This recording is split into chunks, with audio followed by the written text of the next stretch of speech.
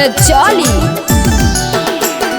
देश में छे चर्चा अपार यखनी, देश में छे चर्चा अपार यखनी।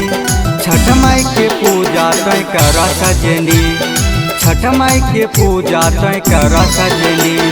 साथ में जब तो छो हमारे सजना, साथ में जब तो छो हमारे सजना। रतियों में दिन लगे करब खड़ना, रतियों में दिन लगे करब खड़ना। रतियों में दिन लगे करब खड़ना।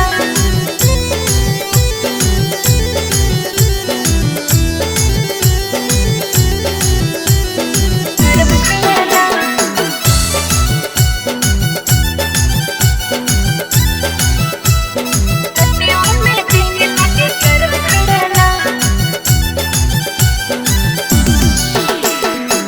अमुआ के डाली तोड़ी चूल्हा जलैबे, गेहुआ के आटा गुनी पूड़िया बनैबे।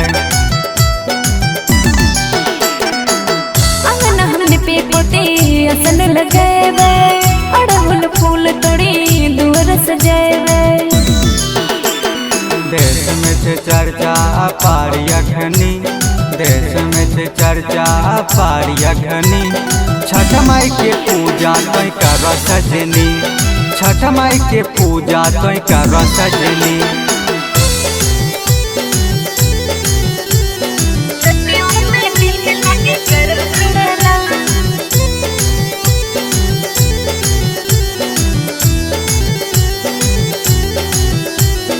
करब खड़ना।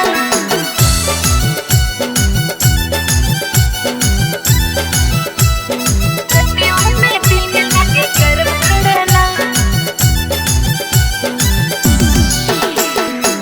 कांचे बांस के बांगी बनैबे, पटना के घाट पर डलिया सजैबे। आदित्यनाथ के अर्जी लगेबे, छठी मैया के पियरी चढ़ेबे।